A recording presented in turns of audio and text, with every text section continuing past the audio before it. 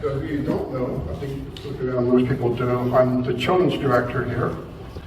And before we get started, we're doing things to try to, embrace technology and things of that nature. So if you have a cell phone, do you have YouVersion? Anybody here use YouVersion, the Bible app? Okay. On YouVersion, you can have events. And so that lets us put the notes for the message and different things up on YouVersion. So if you have your phone, it's hard to see on the screen, I realize, you can open the YouVersion app, and in the bottom right corner, it says more. And if you click on more, you go to events. You can see events. And then because you're in the building, if you have location set, once it comes up, you'll see Hanover Fellowship near the top. It says live because we're live, not on the app, okay? It just means it's taking place where it started. And so once it comes up, if it comes up, mine didn't come up, you'll see Hanover Fellowship and you'll see the notes. So we're not doing away with the bulletin. It's an enhancement for people that like to use technology, that like to use their phones. In the app, you can also take notes. If it's not coming up, it's because the Wi-Fi may not be able to handle it, okay? If everybody's on the Wi-Fi. But you can do that. My lovely wife has it on her tablet, I believe, because she knows about it that way. So that's one way. That's one way that you can follow along. Now, we're going to look at Elijah this morning, and I love telling this story to the kids and have them act it out. So if you have your Bibles, we're not going to read it per se. I'm going to paraphrase this portion. 1 Kings chapter 18. It's where Elijah, not yet. That's not going to come up for a while. 1 Kings chapter 18, it's where Elijah's on the Mount of Carmel with the prophets of Baal.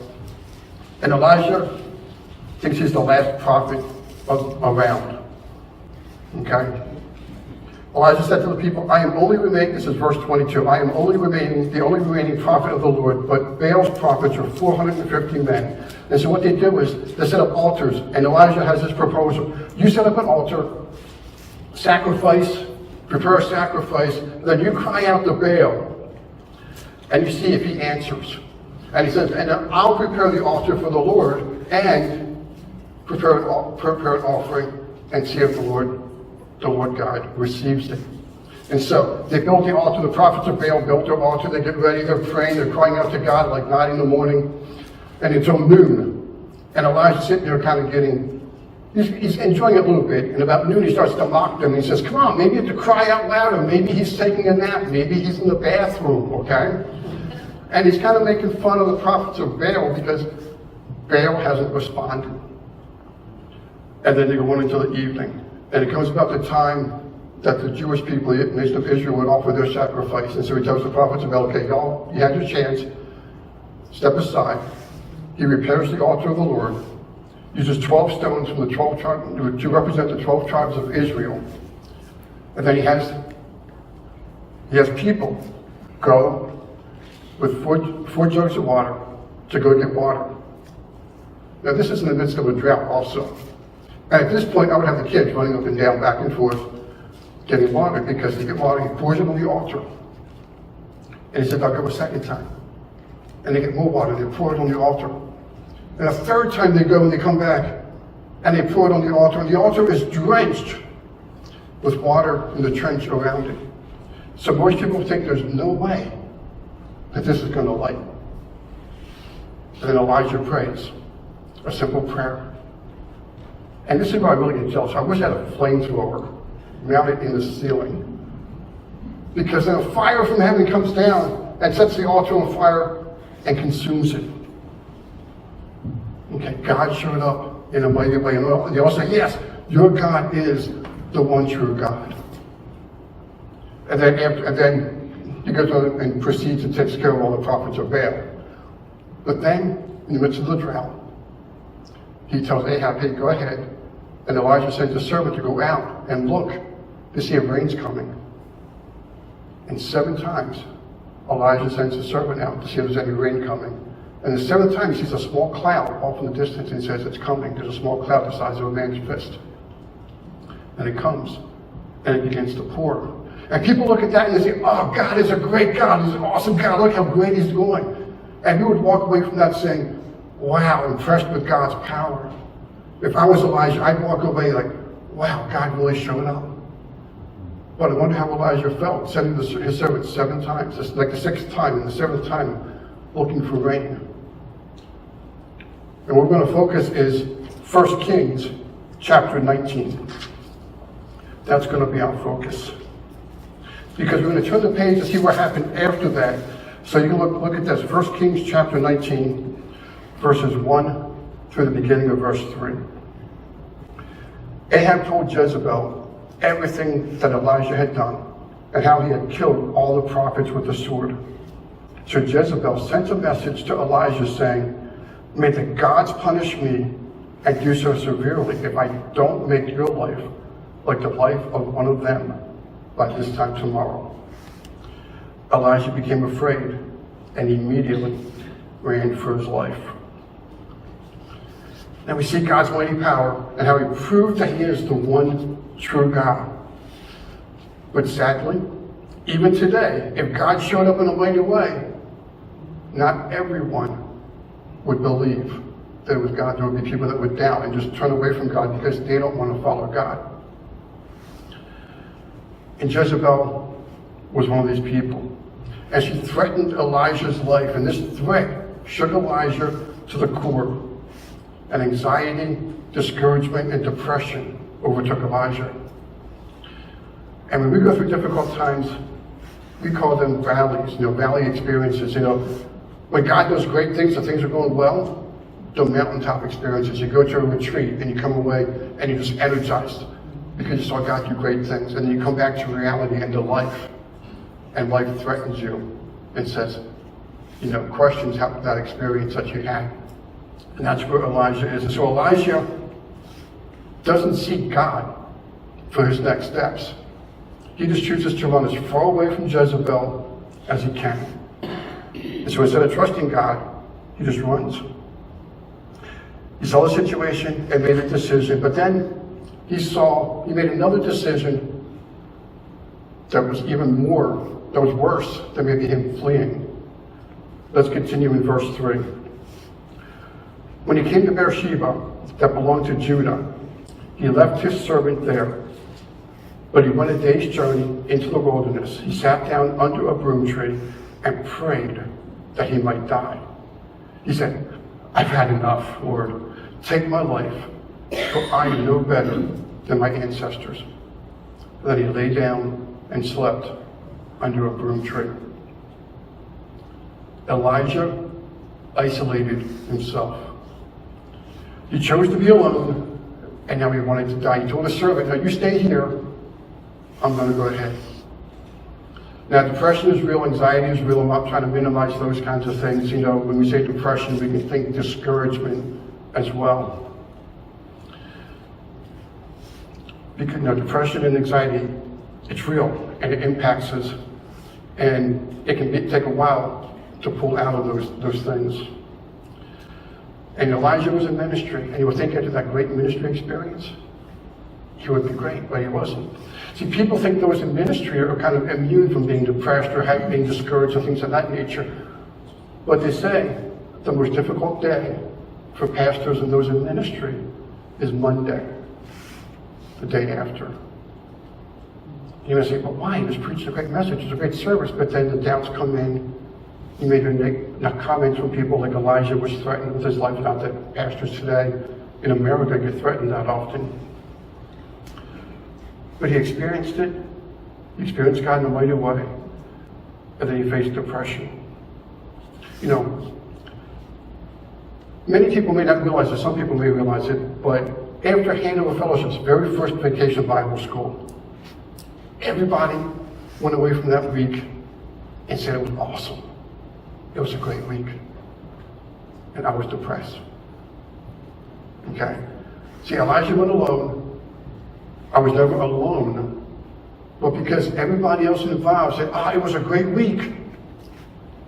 I kind of felt alone because I really couldn't share with them how I was feeling to minimize what God did that week in their lives and in the lives of others. But you see, for that particular Vacation Bible School, the first Vacation Bible School, I wrote a proposal to get a grant. And in this proposal, I shared about all the great ways we were going to reach our community and bring the community kids in and reach the kids in the community. And I was depressed because we did not meet that objective, the primary objective. The kids that came, like today, they were kids from the church, children from the church, their friends and family. So while it was a great week, I now have to report back as to how these funds were used and the result that we saw. Can you see the situation I was in? Okay. But other people that were there who don't have that task, who don't have that understanding, don't see that aspect of it. Now, I made it through that time. It was okay. And so now, when I focus on Vacation Bible School and things of that nature, and some people don't like this, I don't focus on the evangelistic aspect of it. I realize it's really more of a discipleship time for those in our church and others who may be coming. And the evangelism, although it's a part, it's great when it happens, but it may not always happen. But you're reaching the kids, getting them to grow closer and have a greater love for the Lord. Okay, and I share that because, Elijah was in ministry. Not to get sympathy for people in ministry, because depression and anxiety impacts all of us. The loss of a loved one, situations at work, losing a job, milestones, certain ages and milestones in our lives. And I don't know about you all, but when I turned 60, that was tough for me. Okay? That very few people, if anybody, knew about, because I didn't share it that much. But turning 60, which was a couple years ago, was tough for me. And people isolate themselves often when they get depressed or discouraged, things of that nature, because they want to try to figure things out on their own and not let other people know that they have problems. And when people are depressed, they still cry out in some way. They're still looking for someone who cares and for support. And a few years ago, somebody posted on Facebook, a friend, someone I knew, connected with Alana, that I served alongside with Alana, posted something on Facebook about things weren't going great for them. And I knew some of the backstory of those kinds of things. And so I sat back and said, well, I'm going to pray for him here. But I sent him a message, attached to a private message on Facebook. I said, hey, what if we go meet someplace and we just sit and we talk, a neutral location? Not knowing that they'd take me up on that. But they did. And when we got to that location, we sat down. It was a restaurant, so we got a little food. So we sit and we could chat. And they were a little bit embarrassed because of what they posted and that somebody responded. But we had a good conversation. And when we left that evening, he knew that somebody cared. He knew that he wasn't alone. And if you're on Facebook or any social media, you'll find people do that.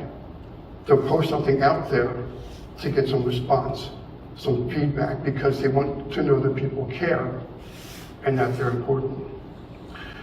God tells us in Genesis 2:18 that it's not good for man to be alone.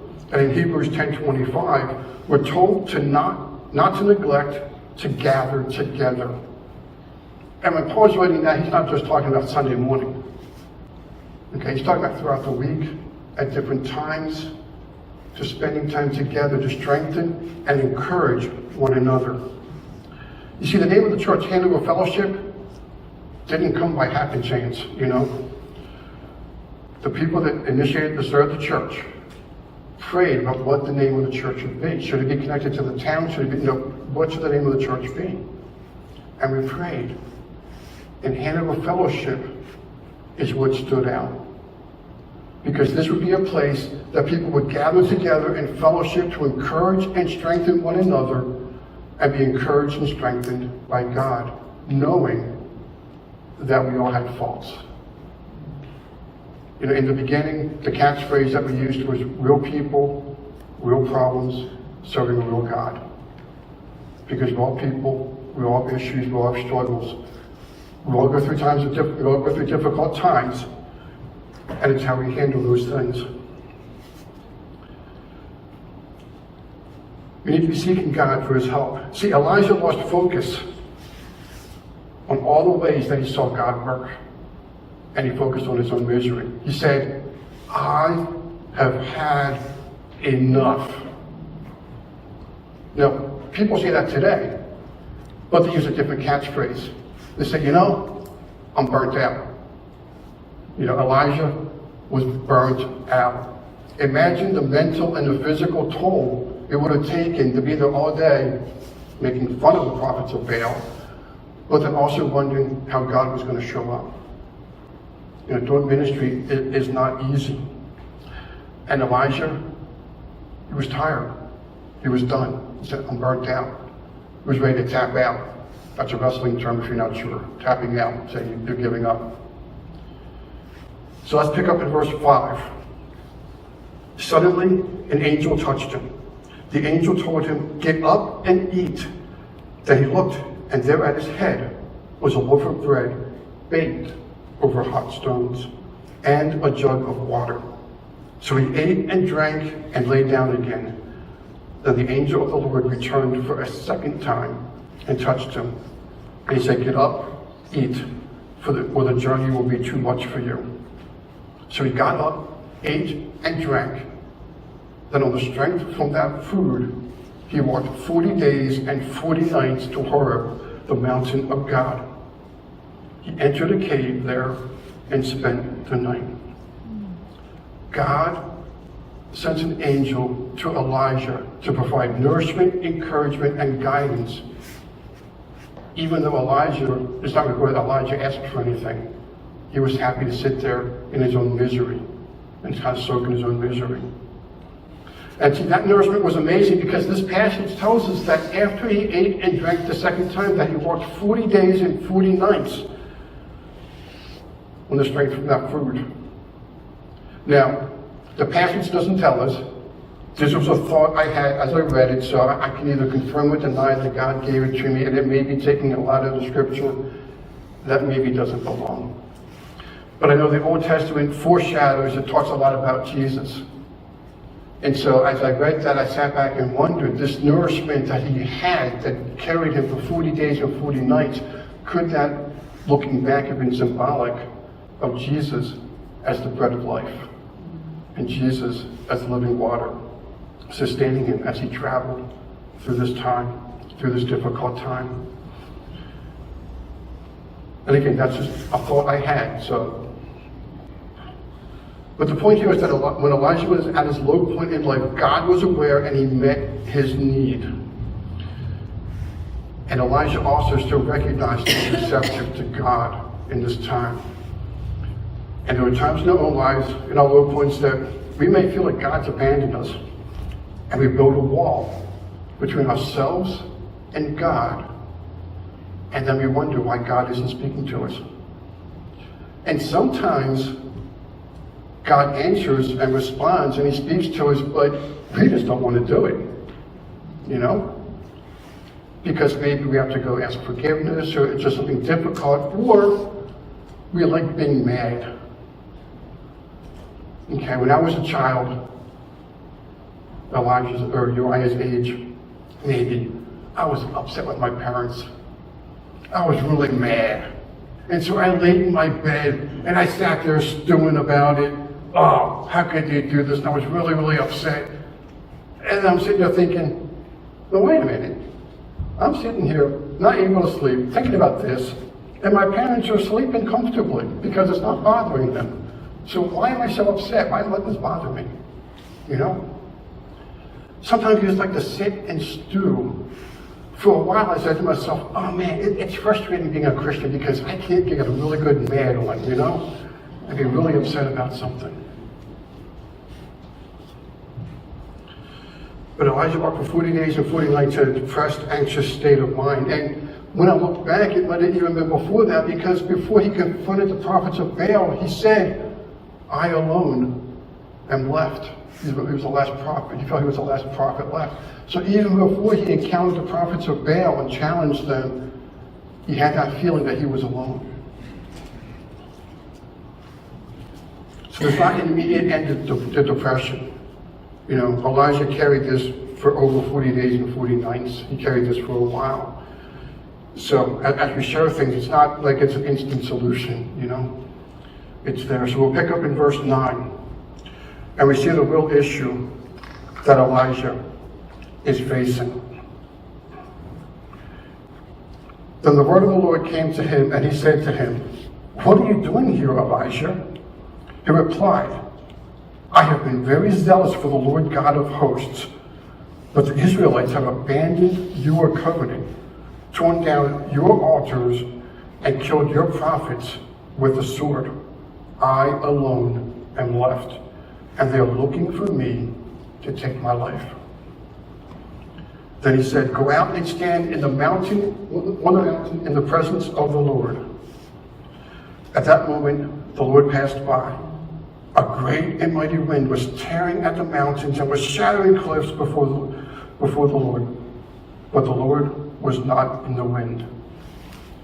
After the wind, there was an earthquake, but the Lord was not in the earthquake. After the earthquake, there was a fire, but the Lord was not in the fire. And after the fire, there was a voice, a soft whisper. And when Elijah heard it, he wrapped his face in his mantle and went out and stood at the entrance of the cave. Suddenly, a voice came to him and said, "What are you doing here, Elijah?" And Elijah again says, "I have been very zealous for the Lord God of hosts, but the Israelites have abandoned your covenant, torn down your altars, and killed your prophets with the sword. I alone am left, and they're looking for me to take my life." Then the Lord said to him, "Go and return by the way you came to the wilderness of Damascus. When you arrive, you are to anoint Hazael as king over Aram. You are to anoint Jehu, son of Nimshi, as king over Israel, and Elisha, son of Shaphat, from Abba-Maholah, as prophet in your place. Then Jehu will put to death whoever escapes the sword of Hazael, and Elisha will put to death whoever escapes the sword of Jehu. But I will leave 7,000 in Israel, every knee that is not bowed to Baal, and every mouth that has not kissed him."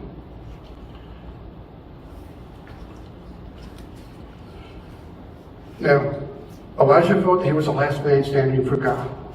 He said, "I am left, I alone am left, and they're looking for me to take my life." Ministry or serving to God in general can be hard and lonely.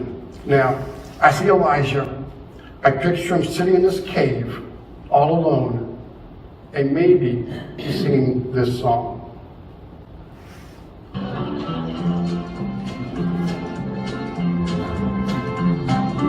Gloom, despair, and agony on me. Deep, dark depression, excessive misery. In the mind for bad luck, I have no luck at all. Gloom, despair, and agony on me. Gloom, despair, and agony on me.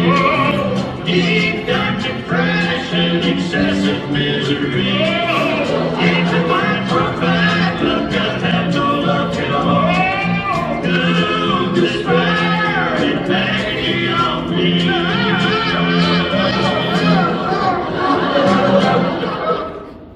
He's sitting there soaking in his own misery, just gloom, despair, and agony on me.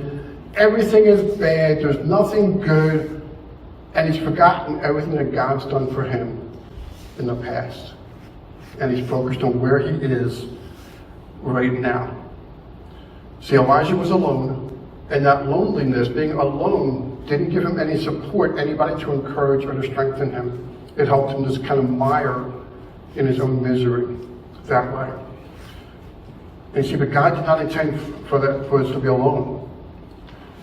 Solomon in Ecclesiastes chapter 4, verses 9 and 10 tells us that two are better than one because they have a good reward for their efforts. For if either falls, his companion can lift him up. But pity the one who falls without another to lift him up. And in Luke chapter 10, verse 1, Jesus sent the 72 out in pairs. It says, after this, the Lord appointed 72 others and sent them 2 by 2 ahead of him to every town and place where he was to go. Jesus didn't mean for us to do ministry or to do life alone. You notice that it's important to have somebody, he could have sent them out, 72 people out to 72 different cities, but he said, no, you need to have somebody with you to help you, to encourage you, and to help, just to strengthen you. After Elijah answered God and shared how he felt he was alone serving God, God told him to go out and stand on the mountain in the Lord's presence. See, in times of despair, we need to look to God. We shouldn't stay isolated in the darkness of the cave, just thinking about how miserable things are. We need to be intentional to be in God's presence. See, God was with Elijah, but he didn't seem to sense his presence. Elijah may be looking for God in a big way, like the fire coming down from heaven. But he didn't see God in the earthquake. He didn't see God in the wind. He didn't see God in the fire. It was that still, small voice where God heard him. And see, there are times in my life when I just say, I want to tap out. I can walk away. Maybe I can walk away from children's ministry. I don't need the pressure of planning and organization and all those things, But I don't. Because I can lose focus of why I'm doing what I'm doing. I found in my life, those times when I feel burnt out or discouraged, it's those times when I've taken my eyes off of Jesus and why I'm doing what I'm doing.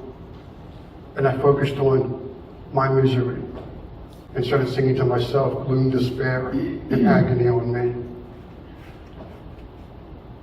We used to take all the chairs down after every service on Sunday morning to get ready for Awana, Sunday night or the upcoming Wednesday night. And I would come in on Thursday after Awana and set the chairs back up all by myself. And then, there were people that would help out after the fact and things of that nature, but there were times I would just set it up by myself. And there were times I could sit there and say, why am I doing this? My back, it's hurting. But I stayed focused because I knew that just the simple act of taking the chairs down and putting chairs back up was so we could do what we could to reach kids on Wednesday night with the gospel of Jesus Christ. And so even in the mundane tasks, we can stay focused that even those tasks are the purpose of building the kingdom that way. So when I stay focused on God in His Word and in prayer and in His presence, the things around me don't bother me as much because my focus is on the why of why we are doing it. And if you look at your own life, I'm sure there are times in your life you can see the same things, but the times when you lost focus, you may begin to isolate yourself. And that's when you kind of distance yourself from God, or you feel distant from God. Coming in this morning on the radio, there was like little confirming things, J. Vernon McGee was on the station I was listening to, and he quoted Corrie ten Boom, and this is roughly what the quote was. If you look at the world around us, we get depressed. If we look inward, we get distressed. But if we look up at the Lord, then we're at rest. Not that we know how things are going to be, but we can rest in His peace and in His hope. That way. We need to focus on the positives around us, not just all the negatives. See, that's why Paul wrote to the Philippians in chapter 4, verse 8 and 9. Finally, brothers and sisters, whatever is true, whatever is honorable, whatever is just, whatever is pure, whatever is lovely, whatever is commendable, if there is any moral excellence, and if there is anything praiseworthy, dwell on these things. Do what you have learned and received and heard from me, that's Paul, and seen in me, and the God of peace will be with you. See, they tell you, become a Christian, things are going to be great. We found that to be true. Life was great, no problems at all. It's not that life gets great, it's just that we have that hope and we have that peace in Jesus.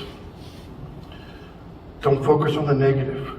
See, Elijah kind of thought his ministry was at an end. He was done. But God still had some things for him to do to finish out his ministry. And then at the end of Elijah's ministry, he was caught up in a chariot of fire. That would be pretty awesome, right? See a chariot come down against that fire thing from heaven. Come down, pick me up, and I'm gone. That would freak you all out, wouldn't it? I always tell kids, in the Bible, the words fear not are used a lot, right? People will tell you how many times they're used. Every time I find the words fear not, it's when an angel appears. And the angel says, fear not. Now, I tell the kids, if an angel pops up behind me, or right in front of me, I'm going to freak out. And the angel's going to tell me, do not fear. And it's that voice knowing it's from God. Someone sent from God. We need to focus on the positives. Elijah felt alone, and he wanted to die. He had a choice, and he chose to be alone and to focus on his misery. Now we're going to sum it up here. In John 16, Jesus was telling his disciples the grim future that lay before them. And it wasn't the first time that he had told them these things. Jesus said in John 16:33, I have told you these things that in me you may have peace. You will have suffering in this world, but be courageous. I have conquered the world. He's not saying it's going to be easy. He's saying, I'm with you. Carry my peace and my hope, and that will get you through. Look at everything that Paul endured in the Old Testament. Being arrested, beaten, shipwrecked, all these things. But he had that hope, and he endured. So let me share a few personal stories. I could share some of your stories, I'm sure, but I didn't ask you, or I haven't gotten permission to share, so that's why I'm just sharing personal stories that way. There have been a few times in my life when I was at very low points. And it was in those times I didn't know what direction to go. I could soak my misery. But I cried out to God. I didn't lose focus with God, even though there were very difficult times. And as I cried out to God, it wasn't like a typical bedtime prayer saying grace. It was crying out to saying, God, why? Help, not say why, but guide me. What am I supposed to do? And though there were never really times I was given a clear path as to the future, I knew the next step to take. And it wasn't a big, humongous sign. It was in that still small voice to let me know that his peace was with me. And it had that peace that passes all understanding, not necessarily knowing what the future would hold, but knowing it would be well, because he was with me. In those times of despair, I cried out to God and he responded. And many of you know the health struggles that our daughter has gone through over the last couple of years. Debilitating things. And she had a choice. She could just sit there and sing gloom, despair, and agony on me and just spiral downward. And who knows where she would be today. But she focused on her faith in God, not knowing the purpose of why she's going through these struggles. And also the desire to be there for her children and her husband and her family. And she chose to trust God with this path and with this journey she's currently on, and that she's still dealing with, when it could have been the other way. She focused on the positive things and trusted God to get her through this time. And then recently she asked me, Dad, or she kind of said, Dad, I don't know how you do it. She didn't know how I dealt with everything I deal with at work, things here at church, other things in my personal life, different things that are happening that can bring you down, that can discourage you and give you a negative attitude and not always, I won't say I'm always positive or jovial, but how I can maintain the attitude I can maintain. And the answer I gave her is the answer I would give anybody that asks me. I do my best to follow the serenity prayer. God, grant me the serenity to accept the things I cannot change, the courage to change the things I can, and the wisdom to know the difference. When it comes to people, I can encourage people, I can admonish people, and I can say, maybe you ought to try this, and encourage them. But I can't change their behavior. I can't change things that they're going to do. I can't change certain things at work that are the way that they are. Some things I can change. And the things I'm able to change, I do my best to initiate that change. And the difficulty is knowing the difference. And that's where I trust God to give me that wisdom to know the difference. And James, says, if any of you lacks wisdom, let him ask of God, who gives generously. So if you're not sure, you ask God and what we should do. See, Elijah was depressed for over 40 days, a couple months maybe, if not longer. And so there's times in the valley, we need to remember that we're not alone, even though we want to isolate ourselves at times. There are others that want to help you, that want to walk alongside you. Sometimes they simply aren't sure how to do it. And so they may not act because of that. They're not sure how to do that. Try not to let the negative engulf you. Remember what God has done and hold on to that hope and the peace that only God can give. But we have to do our part to make things right and make things better. But we can't control everything. And we have to trust God in those times. Now, during the day of work, there are things that bother me, and things that frustrate me, and things that I can't necessarily change. And so I would have simply, quietly, maybe softly, just kind of say, God, help me. And there were times I wondered, wow, is it wrong to do that? Am I being irreverent in doing this? But then I realized, no, I'm saying, God, help me. Help me to accept this. Help me to handle this. Help me to address the situation if I'm able to. And when I'm saying, God, help me, I'm in essence saying, Lord, I need you. I need you today. I need you this hour. I need you this moment. And so I want you to just take this moment right now and just say a simple prayer, admitting to God that you need him in whatever situation you're in, good, bad, whatever situation you're in. Take this moment just to say, God, Lord, I need you. And we're going to sing the song, Lord, I need you.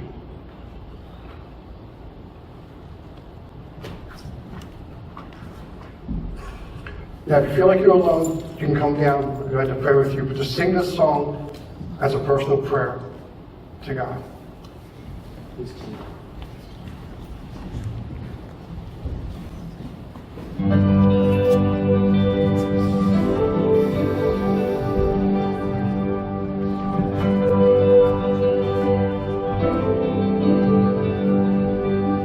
Lord, I come, I confess, bowing here, I find my rest.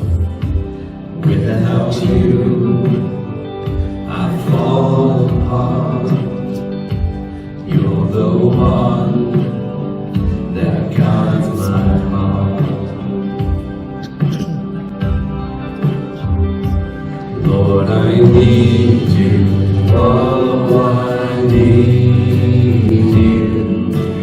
Every hour I need you. My one defense, my righteousness, oh God, how I need